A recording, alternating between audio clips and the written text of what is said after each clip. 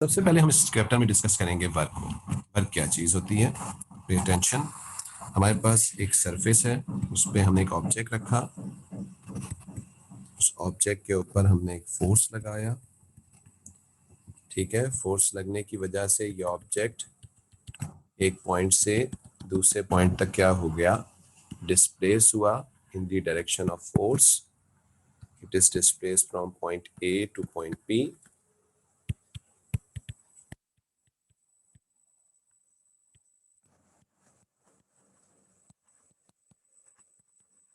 ठीक है, ये ए टू बी तक डिस्प्लेस हुआ। ठीक है, और ये जो फोर्स है, इस फोर्स ने इस ऑब्जेक्ट पे क्या किया? वर्क किया। तो हम क्या बोलेंगे? Force F has done work on the object. Force F ने जो है वो ऑब्जेक्ट पे क्या किया है? वर्क किया। ओके जी, is that clear?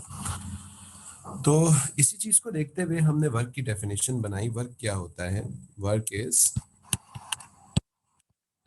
Force, work is the product of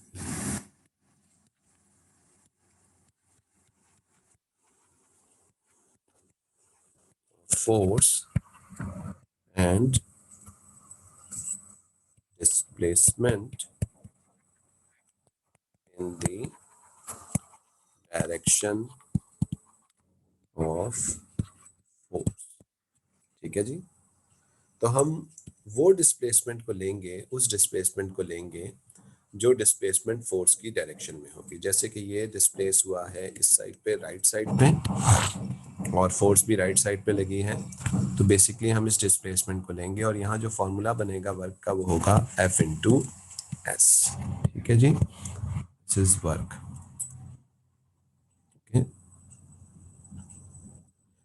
practical cases के अंदर एक वक्त में ऑब्जेक्ट पे कई फोर्सेस काम कर रही होती हैं। ठीक है, और ज़रूरी नहीं है कि फोर्स बिल्कुल सीधी लगे, हो सकता है कि फोर्स थोड़ी सी टिल्टेड भी लगे। ठीक है, इसको कॉपी कीजिए आप लोग, फिर उसके बाद हम नेक्स्ट स्टेप की तरफ चलते हैं। इसमें किसी ने कोई क्वेश्चन पूछना है तो पूछ लीजिए। That's very simple from your O levels. आप लोगों ने पढ़ा है कि फोर्स लगाने के लिए, वर्क करने के लिए हम फोर्स लगाते हैं और डिस्प्लेसमेंट करवाते हैं तो वो उस पर वर्क करता है। और किसी भी ऑब्जेक्ट पे वर्क करने का क्रेडिट एक्चुअली में हम किसको देते हैं? फोर्स को देते हैं। फोर्स वो एजेंट है जिसको क्रेडिट मिलता है वर्क का। बेटा एस स्पीड नहीं होती जैन, एस डिस्प्लेसमेंट होती है। ठीक है, इट इज डिस्प्लेसमेंट। सर यही मोमेंट के अंदर हम परपेंडिकुलर लेते हैं। जी, मूवमेंट पे हम परपेंडिकुलर लेते हैं, बिल्कुल सही कह रहे हो, और वर्क पे हम पैरेलल लेते हैं। ठीक है जी, जी बेटा, no issue. And this is actually parallel to force, या in the direction of force. ठीक है जी, कॉपी कर लें।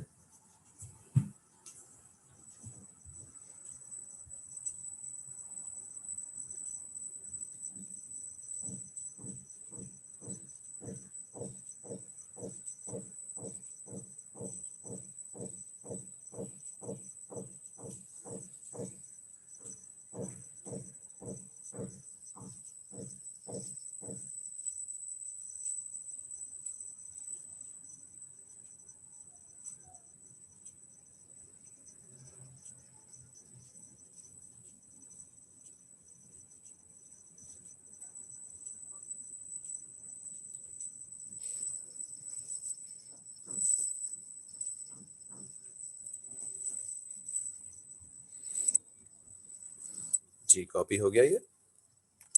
जी सर। अच्छा सर जी, जी बोले। ये आपने फोर्स के एरो डाल के पैरेलल टू फोर्स क्यों किया है? फोर्स तो लगेगी ना, वो तो किसके पैरेलल होगी? डिस्प्लेसमेंट के पैरेलल होगी। अच्छा, वो डिस्प्लेसमेंट के पैरेलल है। अच्छा,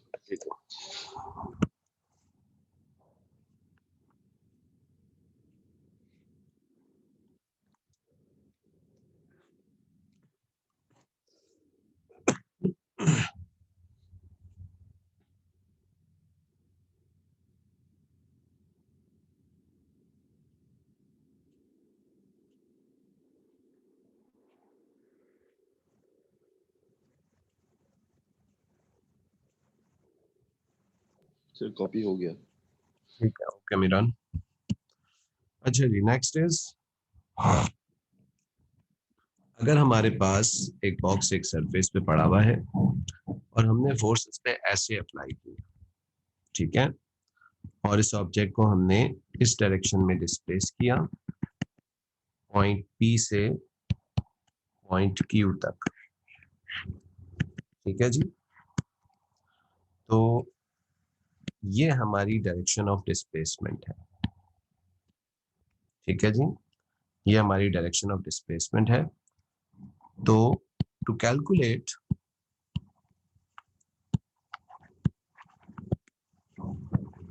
work done by force, we take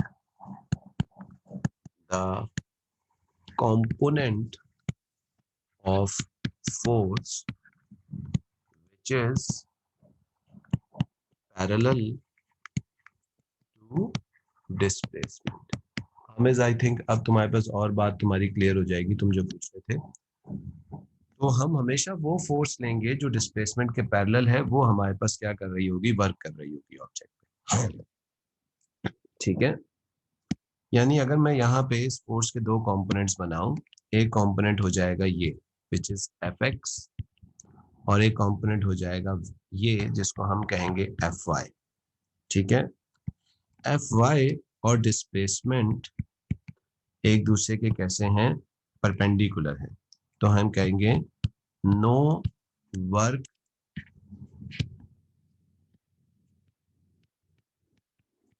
is done by Fy component because it is at right angle means 90 to displacement. तो कोई भी ऐसा फोर्स जो कि डिस्प्लेसमेंट के परपेंडिकुलर हो, राइट एंगल हो, 90 डिग्री पे हो, वो वर्क डन नहीं कर रहा होगा, ठीक है। और वो कंपोनेंट जो कि पैरेलल होगा वो वर्क डन कर रहा होगा, विच इज एक्चुअली Fx। तो Fx का वर्क कैलकुलेट करने के लिए क्या फार्मूला बनेगा, work is equal to Fx into S, यानी फोर्स के x कंपोनेंट को, ठीक है, Fy वेट से कैंसिल भी हो सकता है हाजरा, या हो सकता है वेट से थोड़ा ज्यादा हो तो इसको लिफ्ट भी कर सकता है थोड़ा सा, ठीक है। वैसे Fy वेट से, Fy और रिएक्शन फोर्स मिलके वेट को कैंसिल कर रहा होगा, बिल्कुल सही कह रही हो, ठीक है। तो Fx जो है वो इस केस में वर्क कर रहा होगा। अगर मैं आपसे कहूँ कि ये एंगल थीटा है, तो ये जो Fx बराबर होगा ये किसके बराबर होगा, F cos थीटा के, और ये किसके बराबर होगा, F sin थीटा के, ठीक है। तो एक्चुअली में जो वर्क होगा यहाँ पे इसकी इक्वेशन बनेगी Fs cos थीटा, ठीक है। और बाय द वे ये Fx जो है ये डिस्प्लेसमेंट के कितने एंगल पे है, 0 डिग्री के ऊपर है। Fx डिस्प्लेसमेंट से कितने एंगल पे, 0 पे है, क्योंकि पैरेलल है। तो cos 0 जो होता है एक्चुअली में वो किसके बराबर होता है जी, cos 0 कितने के बराबर होता है, 1 के बराबर होता है जी सर। तो इसी वजह से इस कंपोनेंट का वर्क हम लेंगे, जबकि अगर हम साइन 0 लेंगे तो साइन 0 0 हो जाता है।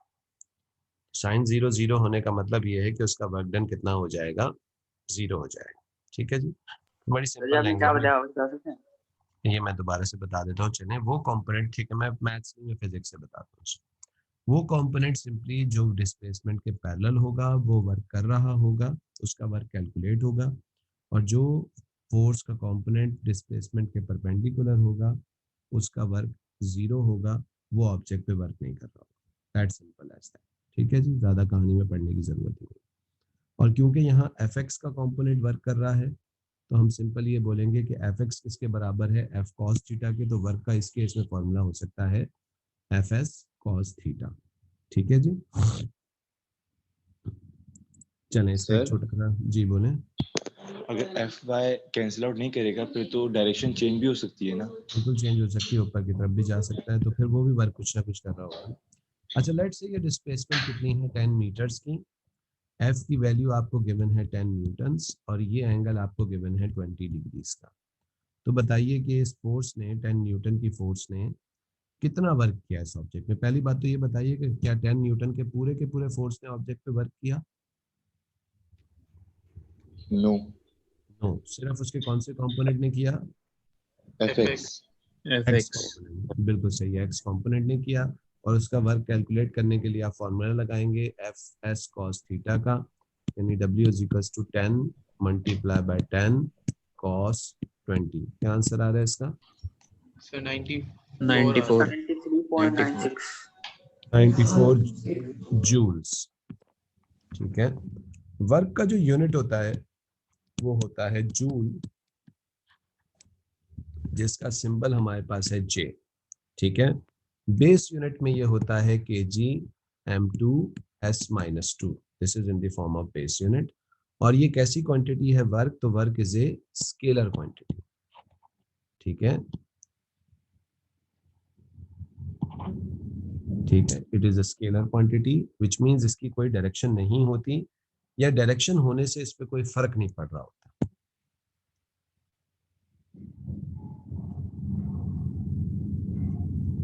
बेटा कोई भी फोर्स जो कि पैरेलल हो जाएगी ना डिस्प्लेसमेंट के, तो उसका थीटा 0 हो जाएगा। ठीक है, उसके लिए मैंने इसको एक्सप्लेन किया था। ठीक है, बायो वाले स्टूडेंट्स को परेशानी हो रही होगी, छोड़ दें इस बात को, बस आप फॉर्मूला नोट करें।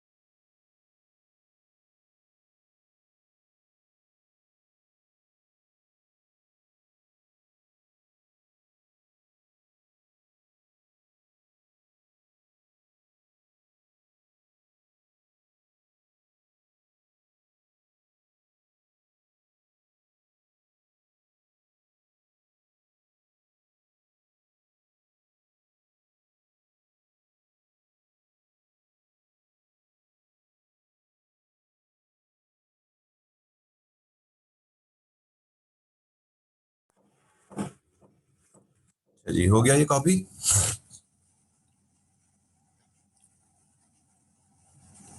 हेलो जी सर। अच्छा जी, अब ये इसके हो बाद लिखिए, आगे लिखिएगा, लिखिए इन practical cases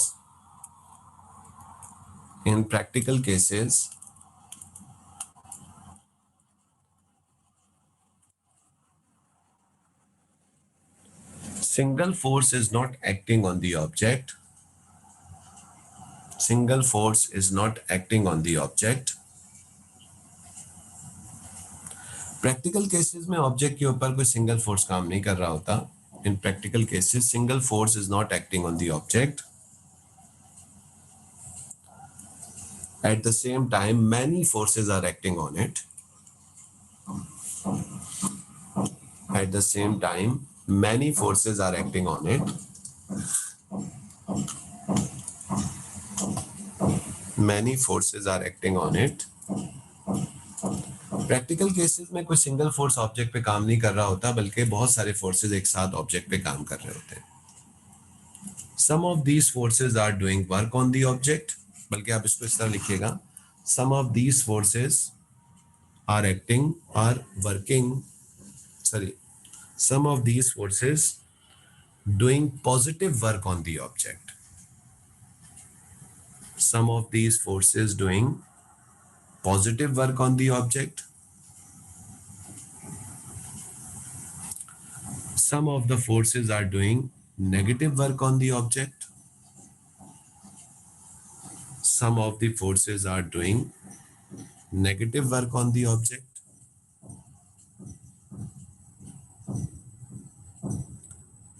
And some are doing no work on the object.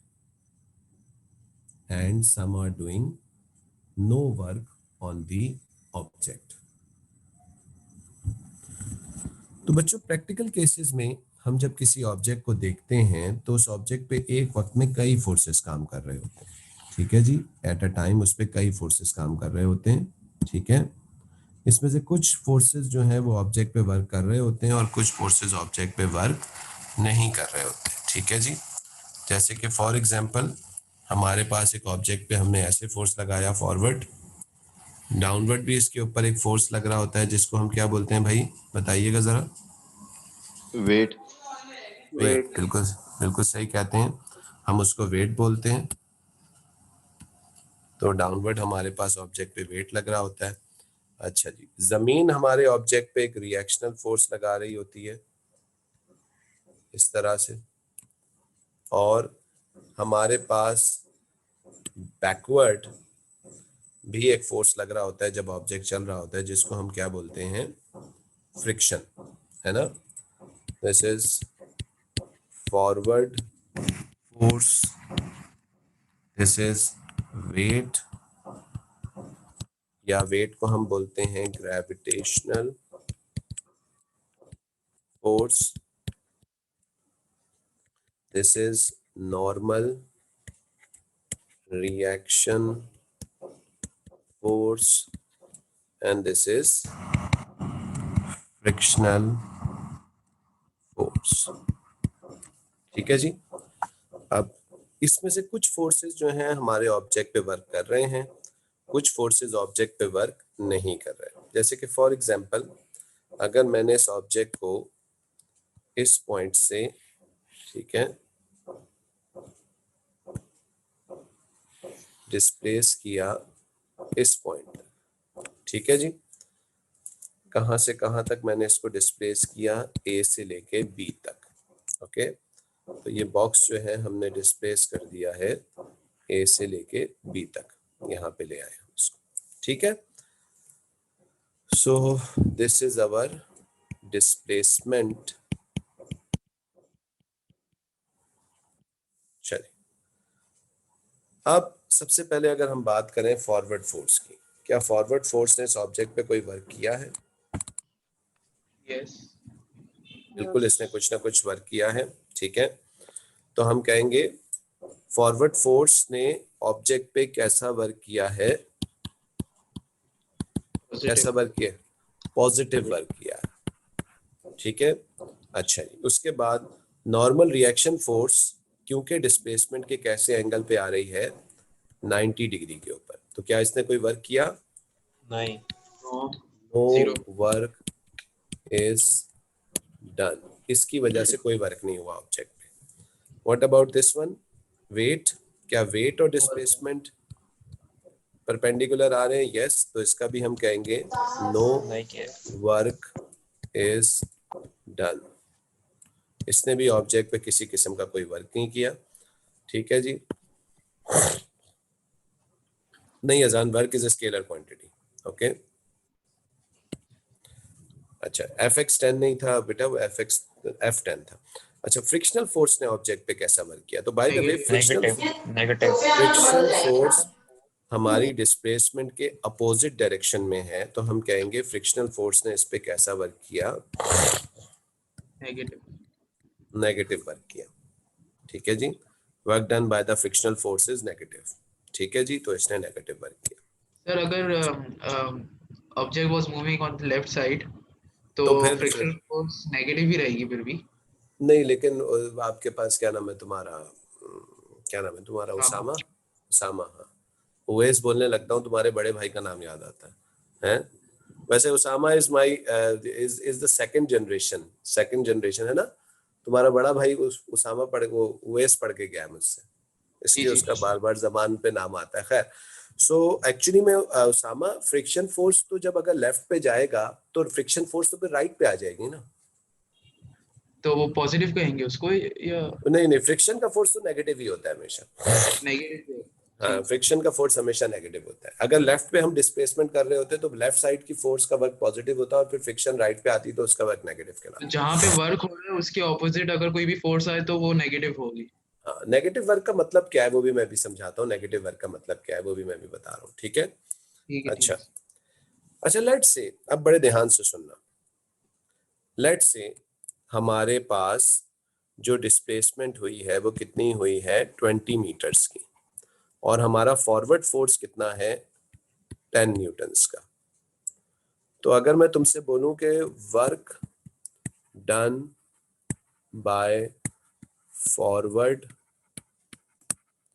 Force ये कितना होगा, तो ये आप निकालोगे कैसे, 10 मल्टीप्लाई बाय 20, रिजल्टेंट आंसर क्या आएगा, 200।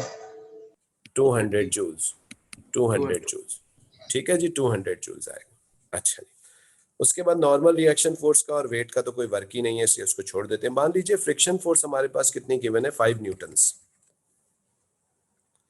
तो work work done by frictional force, frictional force कितना होगा वर्क जी, F5 multiply by 20 which is equals to 100 joules, ठीक है जी। अच्छा जी, ये बताइए what is the total work done on the object.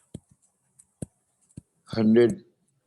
100। 100 joules। 100 joules। ठीक है, total work done on object, that will be simply W is equals to work done by forward force minus work done by frictional force, जो कि होगा total work किसके बराबर होगा, 200 minus 100 is equals to 100 joules.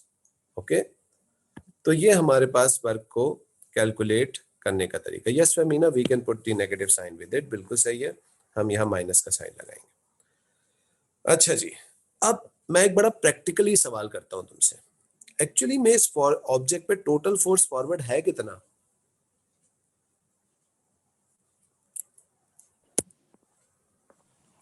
200 है वैसे तो। नहीं, फॉरवर्ड फोर्स कितना है एक्चुअल में, रिजल्टेंट फॉरवर्ड फोर्स ऑब्जेक्ट पे कितना है। 10 100। 10 10 न्यूटन। 10 है ना, 10। आंसर ये है कि जो ऑब्जेक्ट पे फॉरवर्ड जो फोर्स लग रहा है वो सिर्फ 5 न्यूटन्स का है, ठीक है। फॉरवर्ड रिजल्टेंट फोर्स, अच्छा, resultant force. Forward resultant force कितना है आपके पास, 5 न्यूटन। ये कैसे आपने निकाला, दैट इज सिंपली 10 माइनस 5, यानी फॉरवर्ड फोर्स में से बैकवर्ड फोर्स को हमने माइनस कर दिया। बिल्कुल सही है सारिम सर, अगर माइनस साइन लगाएंगे तो टोटल 300 हो जाएगा। नहीं नहीं बेटा, माइनस माइनस नहीं करेंगे ना एक्चुअली में। चलो सारिम, मैं इसको कर देता हूँ, ये वर्क था माइनस में, और एक्चुअली में तुमने टोटल वर्क निकालने के लिए इसको क्या किया है, आपस में ऐड किया है, ठीक है। एक मिनट सारे में हमने दोनों के वर्क को ऐड किया है, लेकिन फ्रिक्शन का वर्क माइनस में था, इसलिए उसके साथ माइनस का साइन लगाएंगे, ठीक है। अब सही है, ऐड अप होते हैं, बिल्कुल सही है, शाबाश। अच्छा जी, तो मैं एक्चुअली मैं कह रहा हूं कि इस पे जो फॉरवर्ड फोर्स है वो कितना है, रिजल्टेंट फोर्स कितना है, 5 न्यूटन्स का। तो अगर मैं सिंपली रिजल्टेंट फोर्स को कैलकुलेट करूं, लेके वर्क करूं, work done by resultant force, तो वो आपके पास कितना होगा, F इंटू एस, जो कि work done by resultant force होगा, ठीक है, और work done by resultant force हो जाएगा 5 into 20 which is equals to 100 joules. तो बात वही आएगी, ठीक है, डिट्टो आपके पास वही चीज आएगी जो आपके पास अभी आप प्रीवियसली कह रहे थे कि जी हमने पहले फॉरवर्ड फोर्स का वर्क निकाला। अगर आप सेपरेट सेपरेट वर्क कैलकुलेट करेंगे ना हर फोर्स का, तो फिर ऑब्जेक्ट पे आपको रिजल्टेंट फोर्स निकालने के लिए तमाम फोर्सेस के वर्क को ऐड करना पड़ेगा। उसमें से कुछ फोर्सेस जो हैं उनका वर्क क्योंकि वो डिस्प्लेसमेंट के उल्टा काम कर रही होंगी तो नेगेटिव कंसीडर किया जाएगा, और कुछ फोर्सेस का वर्क क्योंकि डिस्प्लेसमेंट की डायरेक्शन में होगी वो पॉजिटिव होगा, और इन सब का वर्क आप सम करेंगे तो आपको क्या मिलेगा, रिजल्टेंट वर्क मिलेगा। Is that clear? जी बच्चों। ठीक है सर। सर जी बेटा। सर अगर हम इस ऑब्जेक्ट को किसी हाइट से फेंकें तो इसमें कौन सी फोर्स लेंगे? बेटा वेट का फोर्स लेंगे हम वर्क डन करने के लिए, क्योंकि ऑब्जेक्ट की डिस्प्लेसमेंट नीचे हो रही होगी, ठीक है, तो ऑब्जेक्ट की डिस्प्लेसमेंट नीचे हो रही होगी तो वेट उस पर वर्क कर रहा होगा, जबकि एयर रेजिस्टेंस उस पर क्या कर रहा होगा, नेगेटिव वर्क कर रहा होगा उस केस में, ठीक है। नॉर्मल रिएक्शन तो नहीं होगा ना उसमें? नहीं, नॉर्मल रिएक्शन नहीं होता उसमें, एयर रेजिस्टेंस होगा अगर एयर होगी, और अगर नहीं होगी एयर तो कोई फोर्स नहीं होगा आप पर। अच्छा, और टर्मिनल वेलोसिटी पे चला गया फिर? टर्मिनल वेलोसिटी पे चला गया फिर क्या होगा, तो आंसर ये कि उस वक्त वर्क डन 0 होगा, क्योंकि आपके पास फॉरवर्ड और बैकवर्ड फोर्स क्या हो जाएंगे, कैंसिल आउट हो जाएंगे। तो इसका मतलब है ऑब्जेक्ट पे वर्क डन कितना हो रहा होगा, 0 हो रहा होगा, यानी ऑब्जेक्ट की एनर्जी में किसी किस्म का कोई चेंज नहीं आ रहा होगा। एक्चुअली मैं वर्क को अभी एनर्जी की सेंस में भी समझाता हूं तो ये बात और बेहतर क्लियर होगी।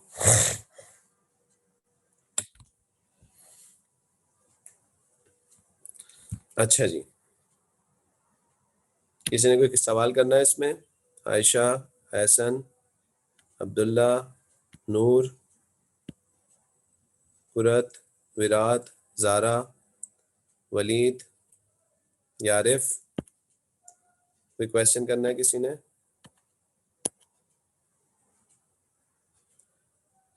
सर ऐड करेंगे लेकिन ब्रैकेट में माइनस का साइन होगा, राइट? यस बिल्कुल सही है फेमिना, अगर नेगेटिव वर्क होगा तो उसके साथ माइनस का साइन लगेगा, बिल्कुल ठीक है। अच्छा जी, तो वर्क की क्या डेफिनेशन है? Work is force is a product of force into displacement. Practical cases में ऑब्जेक्ट पे कई फोर्सेस पॉजिटिव में वर्क करते हैं, कई फोर्सेस नेगेटिव में वर्क कर रहे होते हैं, ठीक है जी, कई फोर्सेस पॉजिटिव में वर्क कर रहे होते हैं, कई फोर्सेस नेगेटिव में वर्क कर रहे होते हैं। सर जी, एयर रेजिस्टेंस कुछ नहीं करेगी इसके अंदर? नहीं, एयर रेजिस्टेंस को अभी हम नेग्लिजिबल, एयर रेजिस्टेंस को हम फ्रिक्शन में शामिल कर रहे हैं, हमें समझ लो, जो ओके, टोटल फ्रिक्शनल फोर्स है, ठीक है। अच्छा जी, सही सही तो सही। ये हमारे पास वर्क हो जाएगा। अच्छा, वर्क की दूसरी डेफिनेशन सुनिए, वर्क की दूसरी डेफिनेशन क्या है, देखिएगा, the change of energy from one form to another form, the change of energy from one form to another form, the change of energy from one form to another form is known as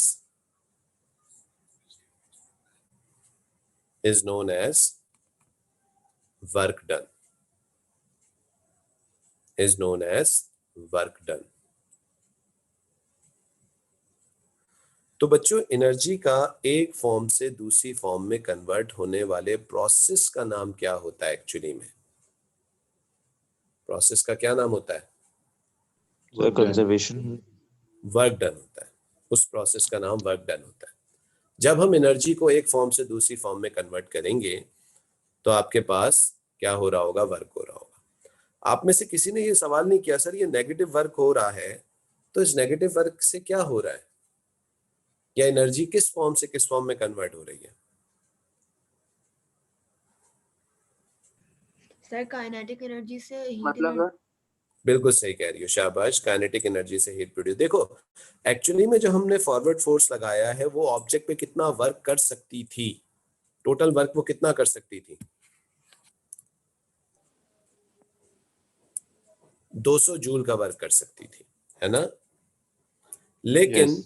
उसमें से 100 joule का work object पे हो नहीं सका, negative हो गया, मतलब जाया हो गई वो एनर्जी, है ना, यही हुआ ना। Yes, sir. लेकिन एक्चुअली में एनर्जी जाया नहीं होती, एक्चुअली एनर्जी में जाया होने का मतलब यह है कि वो किसी ऐसी फॉर्म में कन्वर्ट हो गई जो हमारे लिए यूजफुल नहीं थी, ठीक है। तो जो 100 जूल की एनर्जी फ्रिक्शन की वजह से किसी दूसरी फॉर्म में कन्वर्ट हुई है या जाया हुई है, that might be the form of heat and Friction. ठीक है। जैसे कि आप एक टेबल को धक्का लगा रहे हैं, तो टेबल को जब आप धक्का लगाएंगे तो आप क्या उस टेबल को धक्का लगा के मूव करवाना चाहते हैं या गर्म करना चाहते हैं और उसकी आवाज सुन के आपको बड़ा मजा आता है? नहीं सर, पुश करना चाहते हैं। पुश करना चाहते हैं। तो वो हीट और साउंड आपके लिए क्या है? यूजलेस है ना, waste of energy. Waste of energy, ठीक है। सो कॉपी कीजिएगा जरा जल्दी से, 1 मिनट में आए।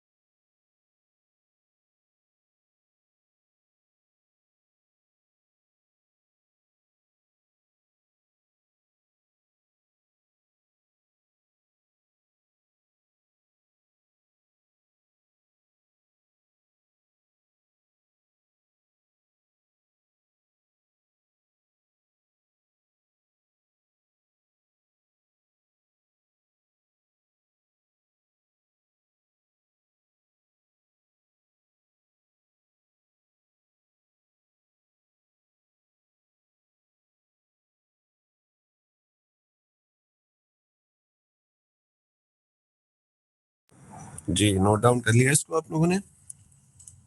Yes, sir. चलिए, Yes. तो वर्क को हम कैसे डिफाइन कर रहे हैं? वर्क क्या होता है? Work is the change of energy from one form to another form. Energy का एक फॉर्म से दूसरी फॉर्म में कन्वर्ट होने वाले प्रोसेस का नाम है वर्क डन, ठीक है जी, that is known as work done. जिसमें से बहुत सारे केसेस में हमारी एनर्जी यूजफुल होती है, ठीक है, और बहुत सारे केसेस के अंदर हमारी एनर्जी यूजलेस फॉर्म के अंदर कन्वर्ट हो रही होती है, ठीक है जी। और वो एनर्जी हमारे लिए यूजलेस होती है या हम कहते हैं it is a wasted energy. Okay, एक क्वेश्चन करते हैं अब जरा। एक इंक्लाइंड सरफेस है हमारे पास जिसपे एक ट्रॉली जो है वो रोल करती हुई नीचे की तरफ आ रही है। This trolley is moving downwards, okay, this is the direction of motion, okay जी। डाउनवर्ड हमें पता है कि इस ट्रॉली का क्या काम कर रहा होता है, इस ट्रॉली का वेट होता है। So weight is acting downwards like this, ठीक है जी, W इसका वेट है। लेट्स से वेट इसका कितना है ट्रॉली का, 200 न्यूटन्स का। ये जो स्लोप का एंगल गिवन है ये हमें गिवन है 30 डिग्रीज का। ओके, इस स्लोप के ऊपर फ्रिक्शनल फोर्स जो है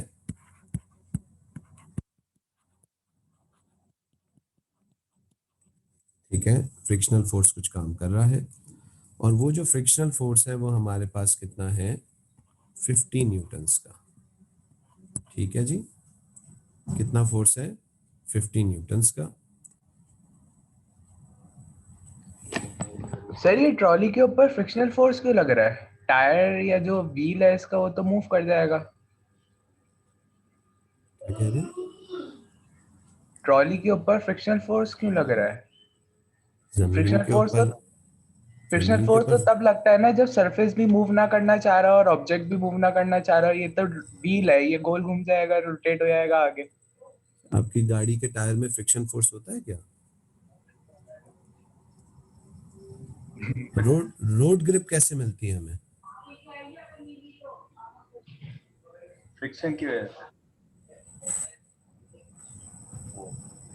सही। ठीक है, चले कोई बात नहीं। तो खैर फ्रिक्शन फोर्स इस पे लग रहा है 50 न्यूटन्स का।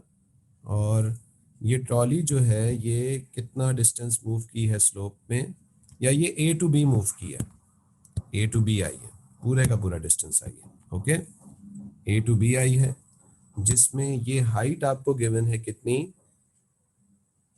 10 मीटर्स की। This height is given to you, it is 10 metres.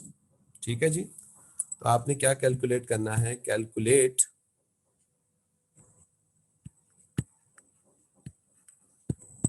Total work done on trolley. ठीक है, या टोटल वर्क डन जो है आपने इस कार पे या जो भी है ये चीज इस पे कैलकुलेट करना है। ओके जी, giving you 5 minutes to calculate that. Inclined plane याद है ना सबको, या भूल गए? याद है सर। चल,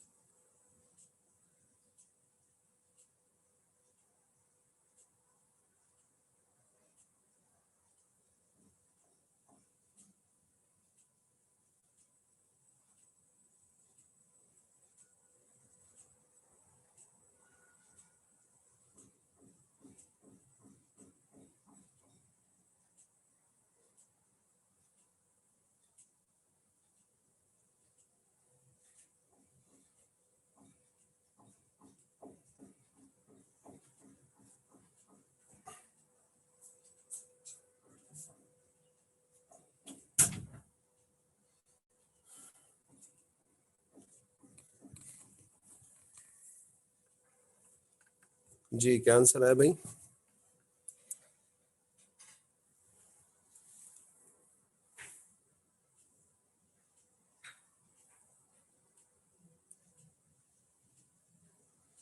क्या आंसर आया भाई?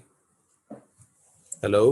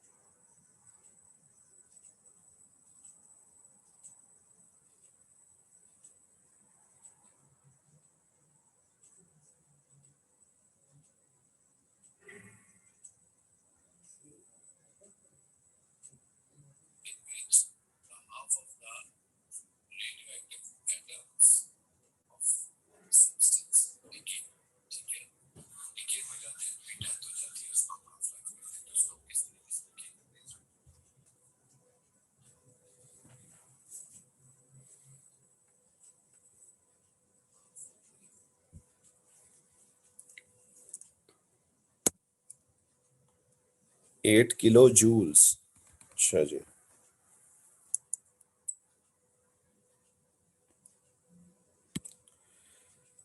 अच्छा जी, let's solve this question now. अच्छा जी, ये बताइए मुझे कि सबसे पहले इस गाड़ी ने ए से बी तक कितना डिस्टेंस ट्रेवल किया होगा। Let's find it out first.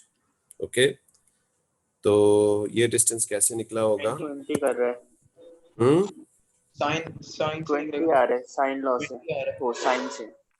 Sign से 20 आ रहा है क्योंकि दिस इज अपोजिट या परपेंडिकुलर, दिस इज परपेंडिकुलर या opposite, and this is actually hypotenuse. तो हाइपोटेनस और परपेंडिकुलर हमारे पास किस थीटा में आता है? साइन थीटा में आता है। तो sine theta is equals to 10 up, let's say this distance is s, 10 upon s। ठीक है, तो s किसके बराबर होगा? 10 divided by sine 30। 10 divided by sine 30 क्या आंसर आ रहा है? 20 मीटर्स। तो इसने 20 मीटर्स का डिस्टेंस ट्रेवल किया है। उसके बाद फॉरवर्ड फोर्स कितना है इसके ऊपर लग रहा? 2 फोर्सेस लग रहे होंगे फॉरवर्ड। देखो बेटा, वेट के हमें दो कंपोनेंट पे टूटेगा ये। एक कंपोनेंट ये होगा, क्योंकि ये एंगल 30 होगा तो ये भी 30 होगा। दिस इज 200 cos 30, जो कि एक्चुअली में किसको काउंटर कर रहा होगा? वेट को, वो रिएक्शन फोर्स को। ठीक है, अच्छा बाय द वे ये इसकी डिस्प्लेसमेंट के कैसा एंगल बना रहा है? 90 डिग्री के ऊपर, तो इसका वर्क नहीं होगा। दूसरा कंपोनेंट जो होगा, अच्छा मैं जैन दोबारा सर ये समझा देता एंगल हूँ। 30 कैसे देते हैं ये मुझे समझ नहीं आता। ठीक है बेटा, ये मैं अब इतना मेरे पर टाइम नहीं है, मैं एक दफा पहले बता चुका हूँ ये 30 एंगल किस तरह लेते हैं। बस सीधा सीधा ये रखें, इंक्लाइन का एंगल यहाँ आ जाता है। ठीक है, ये मैं ऑलरेडी बहुत डिटेल में समझा चुका हूँ पहले कि ये 30 का एंगल कैसे आता है यहाँ पे। ठीक है, खैर this angle will be coming over here. तो जिस कंपोनेंट के साथ एंगल नापा जाता है उसके साथ कॉस होता है। वेट को हमने दो कंपोनेंट्स के अंदर डिवाइड किया। चले मैं एक दफा फिर से रिपीट कर देता हूँ इस बात को। ठीक है, वेट हमारा 30 न्यूटन से नीचे की तरफ लग रहा है। ये जो सरफेस है ए बी की जो सरफेस आपको दिख रही है, ये वेट ना इसके पैरेलल है ना परपेंडिकुलर है, तो हमें क्या करना पड़ेगा? इस वेट को इसके दो कंपोनेंट्स में ब्रेक करना पड़ेगा। एक कंपोनेंट हमारे पास ये बनेगा इस तरीके से। ठीक है, दिस विल बी, ये एंगल भी 30 होगा, so this component will be 200 cos 30। लेकिन ये इस सरफेस के परपेंडिकुलर बन रहा है 90 डिग्री में, तो इसका कोई वर्क नहीं होगा। हाँ, एक और कंपोनेंट बनेगा जो इस सरफेस के कैसा होगा? पैरेलल होगा, लाइक दिस।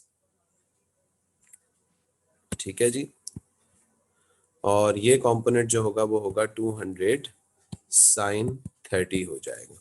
ओके जी, सो दिस इज 200 sin 30। तो फॉरवर्ड फोर्स कितना है? 200 sin 30, जिस पे हमें बैकवर्ड फोर्स कितना मिल रहा है? 50 न्यूटन का। सबसे पहले तो बताइए 200 sin 30 कितना होगा? 100 होगा। 100 100. तो 200 sin 30 this is equals to 100 newtons, ठीक है।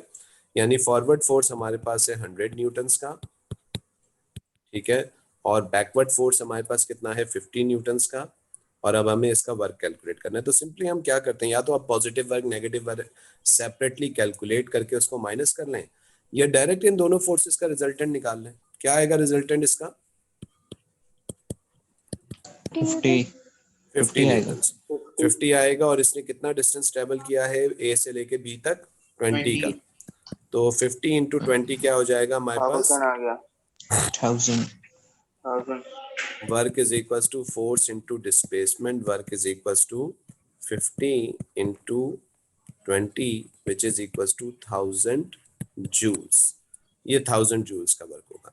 एक्चुअली में तो इस फॉरवर्ड फोर्स ने इस पे 2000 जूल्स का वर्क किया है, लेकिन फ्रिक्शन ने इसके ऊपर अपोजिंग में 1000 जूल्स का वर्क किया है। तो रिजल्टेंट वर्क इसका हमारे पास कितना कैलकुलेट हो गया आया? 1000 जूल्स का। Is that clear?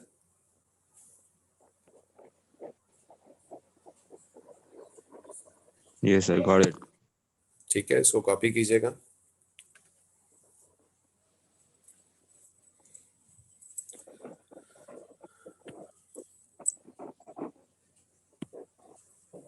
किसी ने कोई क्वेश्चन पूछना है तो पूछ लीजिए।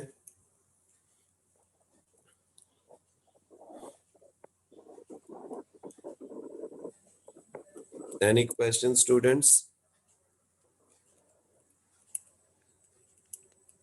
नहीं सर।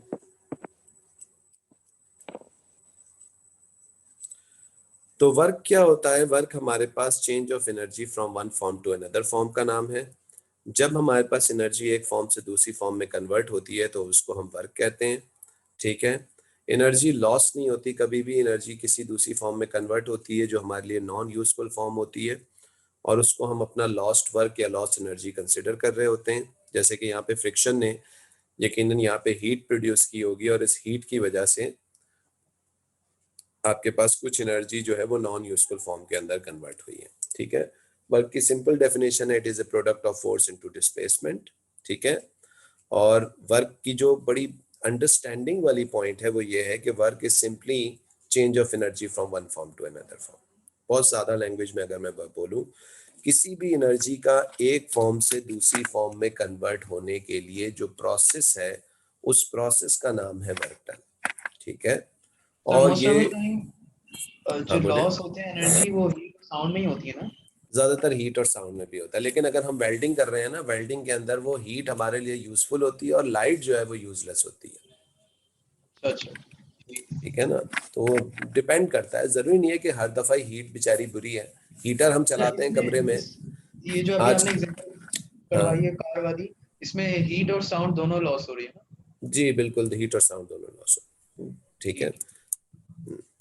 तो this is all about work energy. Work simply अभी तक हमने वर्क के बारे में पढ़ा है। अब इंशाल्लाह हम नेक्स्ट क्लास में इस वर्क के आइडिया को और एक्सटेंड करेंगे, एनर्जी के ऊपर अप्लाई करेंगे, और पावर के रिलेटेड के अंदर भी हम इसको डिस्कस करेंगे। If anybody is having any question, please ask. Otherwise, we are stopping over here right now. कोई क्वेश्चन है किसी को?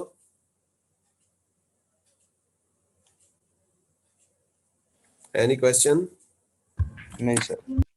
नहीं सर। चलो, ओके भाई, टेक केयर, अल्लाह हाफिज। कॉपी हो गया ना ये?